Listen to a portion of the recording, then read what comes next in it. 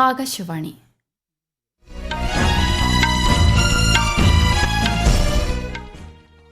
നമസ്കാരം.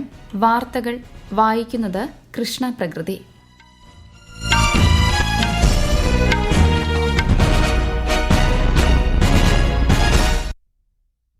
പ്രധാന വാർത്തകൾ. ജമ്മു കശ്മീരിലെയും പഞ്ചാബിലെയും അതിർത്തി മേഖലയിൽ പാകിസ്ഥാൻ ഷെല്ലാക്രമണത്തിൽ കേടുപാടുകളുണ്ടായ വീടുകളുടെ പുനർനിർമ്മാണത്തിന് ധനസഹായം അനുവദിച്ച് കേന്ദ്ര സർക്കാർ. പ്രതികൂല കാലാവസ്ഥയുടെ പശ്ചാത്തലത്തിൽ ആക്സിയം 4 വിക്ഷേപണം നാളത്തേക്ക് മാറ്റി. സംഘത്തിൽ ഇന്ത്യക്കാരനായ ശുഭാൻശു ശുക്ല ഉൾപ്പെടെ 4 ബഹിരാകാശ യാത്രികർ. പ്രത്യേക സാമ്പത്തിക മേഖലയുമായി ബന്ധപ്പെട്ട നിയമങ്ങൾ പരിഷ്കരിച്ച് കേന്ദ്ര സർക്കാർ. വികസിത ഇന്ത്യ എന്ന ലക്ഷ്യം കൈവരിക്കാൻ കാർഷിക മേഖലയുടെ ഉന്നമനം അനിവാര്യമെന്ന് കേന്ദ്രമന്ത്രി ശിവരാജ് സിംഗ് ചൌഹാൻ.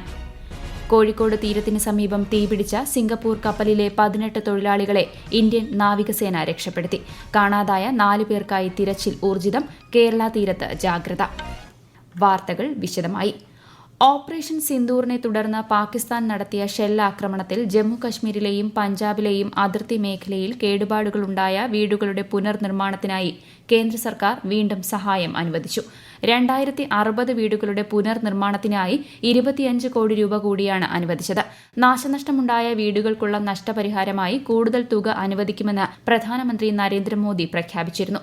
പൂർണ്ണമായി തകർന്ന വീടുകൾക്ക് 2 ലക്ഷം രൂപയും ഭാഗികമായി തകർന്നവയ്ക്ക് 1 ലക്ഷം രൂപയും നൽകുമെന്ന് പ്രധാനമന്ത്രി അറിയിച്ചതായി ആഭ്യന്തര മന്ത്രാലയം പ്രസ്താവനയിൽ അറിയിച്ചു.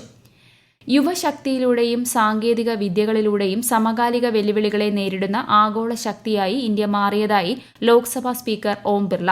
സാമൂഹിക, സാമ്പത്തിക, സാങ്കേതിക മേഖലകളിലെ മുന്നേറ്റങ്ങളിൽ യുവാക്കൾ വഹിക്കുന്ന പങ്കിനെ അദ്ദേഹം പ്രശംസിച്ചു. രാജ്യപുരോഗതിയിൽ യുവാക്കൾക്ക് നിർണായക സ്ഥാനമുണ്ടെന്ന് പറഞ്ഞ ശ്രീ ബിർള വികസനത്തിനായി സാങ്കേതിക വിദ്യ കൂടുതൽ പ്രയോജനപ്പെടുത്തണമെന്നും ചൂണ്ടിക്കാട്ടി. ഇന്ന് നടക്കാനിരുന്ന ആക്സിയം 4 വിക്ഷേപണം മോശം കാലാവസ്ഥ മൂലം ഒരു ദിവസത്തേക്ക് കൂടി നീട്ടിവച്ചു. നാളെ വൈകുന്നേരം 5:30 വിക്ഷേപണം നടത്താനാണ് ലക്ഷ്യമിടുന്നതെന്ന് ISRO ചെയർമാൻ വി നാരായണൻ സാമൂഹ്യ മാധ്യമ പോസ്റ്റിലൂടെ വ്യക്തമാക്കി.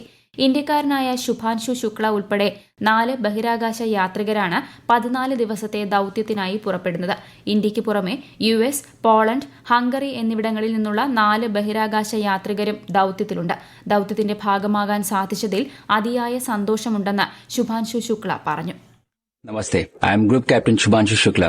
I would say that I have been extremely fortunate and extremely lucky to have gotten the opportunities to first fly all my life, which was a dream job for me, and then have the opportunity to apply to astronauts corps, and now consequently be here. National investment and infrastructure fund ലിമിറ്റഡിന്റെ 6ാമത് ഭരണസമിതി യോഗത്തിൽ കേന്ദ്രമന്ത്രി നിർമ്മല സീതാരാമൻ അധ്യക്ഷത വഹിച്ചു. സ്ഥാപനത്തിന്റെ പ്രവർത്തനങ്ങൾ, ഭാവി ലക്ഷ്യങ്ങൾ എന്നിവയെക്കുറിച്ച് യോഗം ചർച്ച ചെയ്തു. നിക്ഷേപകരുമായി ശക്തമായ പങ്കാളിത്തം സ്ഥാപിക്കാനുള്ള NIIFന്റെ ശ്രമങ്ങളെ കേന്ദ്രമന്ത്രി അഭിനന്ദിച്ചു. പ്രത്യേക സാമ്പത്തിക മേഖലയുമായി ബന്ധപ്പെട്ട നിയമങ്ങൾ പരിഷ്കരിച്ച് കേന്ദ്ര സർക്കാർ. സെമി കണ്ടക്ടർ, ഇലക്ട്രോണിക്സ് ഘടകങ്ങൾ എന്നിവയുടെ നിർമ്മാണം വർദ്ധിപ്പിക്കുക എന്ന ലക്ഷ്യത്തോടെ നിരവധി നയ ഇളവുകളാണ് പ്രഖ്യാപിച്ചിട്ടുള്ളത്. ഭേദഗതികൾ സെമി കണ്ടക്ടർ നിർമ്മാണ ആവാസ വ്യവസ്ഥയുടെ വളർച്ച പ്രോത്സാഹിപ്പിക്കുകയും തൊഴിലവസരങ്ങൾ സൃഷ്ടിക്കുകയും ചെയ്യുമെന്നാണ് കരുതുന്നത്.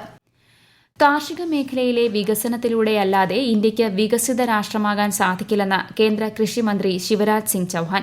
തെലങ്കാനയിൽ വികസിത് കൃഷി സങ്കൽപ് അഭിയാൻ പരിപാടിയെ അഭിസംബോധന ചെയ്യുകയായിരുന്നു അദ്ദേഹം. ഭക്ഷ്യസുരക്ഷ, കർഷക വരുമാനം വർദ്ധിപ്പിക്കൽ, ഭാവി തലമുറയ്ക്ക് മണ്ണിന്റെ സംരക്ഷണം എന്നിവയെക്കുറിച്ചും ശ്രീ ശിവരാജ് സിംഗ് പരാമർശിച്ചു. फूड सिक्योरिटी सुनिश्चित करनी है, नंबर 1. नंबर 2, किसानों की आमदनी बढ़ानी है.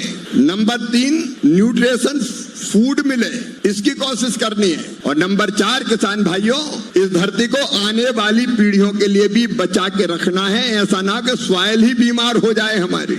और इसलिए अभी हम लोग निकले हुए विकसित कृषि संकल्प अभियान पे. സ്വീഡനിലെ ഇന്ത്യൻ പ്രവാസികളുമായി മുഖ്യ തിരഞ്ഞെടുപ്പ് കമ്മീഷണർ ഗ്യാനേഷ് കുമാർ ആശയവിനിമയം നടത്തി. ഇന്നു മുതൽ ഈ മാസം 12 വരെ നടക്കുന്ന international idea Stockholm electoral integrity കോൺഫറൻസിൽ പങ്കെടുക്കാനാണ് ശ്രീ ഗ്യാനേഷ് കുമാർ സ്വീഡനിലെത്തിയത്. പ്രവാസി ഇന്ത്യക്കാരും ഇന്ത്യയിലെ വിദേശ പൌരന്മാരും തമ്മിലുള്ള സമഗ്ര പങ്കാളിത്തത്തിൽ തിരഞ്ഞെടുപ്പ് കമ്മീഷന്റെ ശ്രദ്ധ കേന്ദ്രീകരിക്കുന്നതിനെക്കുറിച്ച് അദ്ദേഹം ആശയങ്ങൾ പങ്കുവച്ചു. കഴിഞ്ഞ 11 വർഷത്തിനിടെ പരിസ്ഥിതി സംരക്ഷണത്തിനായി കേന്ദ്ര സർക്കാർ മികച്ച പ്രവർത്തനങ്ങളാണ് നടപ്പിലാക്കുന്നത്. പരിസ്ഥിതി സംരക്ഷണം മുൻനിർത്തിയുള്ള വികസന മാതൃകയാണ് രാജ്യത്ത് നടപ്പാക്കിയതെന്നാണ് റിപ്പോർട്ടുകൾ. സ്വച്ഛ് ഭാരത്, നമാമി ഗംഗ, ഏക് പേഡ് മാ കെ നാം തുടങ്ങി നിരവധി പദ്ധതികളാണ് പരിസ്ഥിതി മെച്ചപ്പെടുത്തുന്നതിനായി സർക്കാർ ആവിഷ്കരിച്ച് നടപ്പിലാക്കിയത്. കോഴിക്കോട് തീരത്തിന് സമീപം തീപിടിച്ച സിംഗപ്പൂർ കപ്പൽ വാൻഹായ് 503 22 തൊഴിലാളികളിൽ 18 പേരെ ഇന്ത്യൻ നാവികസേന രക്ഷപ്പെടുത്തി. 5 പേരെ ആശുപത്രിയിൽ പ്രവേശിപ്പിച്ചു. 2 പേരുടെ പരിക്ക് ഗുരുതരമാണ്. 4 പേരെ കാണാതായിട്ടുണ്ട്. ഇവർക്കായി തിരച്ചിൽ പുരോഗമിക്കുകയാണ്. കണ്ടെയ്നറിൽ സ്ഫോടനവും തീപിടുത്തവും ഉണ്ടായതായി MV റിപ്പോർട്ട് ചെയ്തു. INS സൂറത്തും ഡോണിയർ എയർക്രാഫ്റ്റും സേവനങ്ങൾക്കായി സജ്ജമാക്കിയിട്ടുണ്ട്. പരിക്കേറ്റ ജീവനക്കാർക്ക് അടിയന്തര ചികിത്സ ലഭ്യമാക്കിയിട്ടുണ്ട്. കൊളംബോയിൽ നിന്ന് മുംബൈയിലേക്ക് പോവുകയായിരുന്ന സിംഗപ്പൂർ ചരക്ക് കപ്പലിനാണ് കോഴിക്കോട് തീരത്തിന് സമീപം തീപിടിച്ചത്. കോസ്റ്റ് ഗാർഡും നാവികസേനയും രക്ഷാപ്രവർത്തനം തുടരുകയാണ്. അപകടത്തെ തുടർന്നുള്ള ആഘാതങ്ങളിൽ ജാഗ്രത പാലിക്കാൻ നിർദ്ദേശം നൽകിയിട്ടുണ്ടെന്ന് മന്ത്രി VN വാസവൻ അറിയിച്ചു. ഈ വാർത്തകൾ ആകാശവാണിയിൽ നിന്ന്. ആകാശവാണി വാർത്തകളും വാർത്താധിഷ്ഠിത പരിപാടികളും All India Radio News Thiruvananthapuram YouTube ചാനലിലും All India Radio News Thiruvananthapuram Facebook പേജിലും AR News_ തിരുവനന്തപുരം ഇൻസ്റ്റഗ്രാം അക്കൌണ്ടിലും AR News_TVM X ഹാൻഡിലും ലഭ്യമാണ്. നിലമ്പൂർ ഉപതെരഞ്ഞെടുപ്പിന്റെ പ്രചാരണം ശക്തമാക്കി രാഷ്ട്രീയ പാർട്ടികൾ.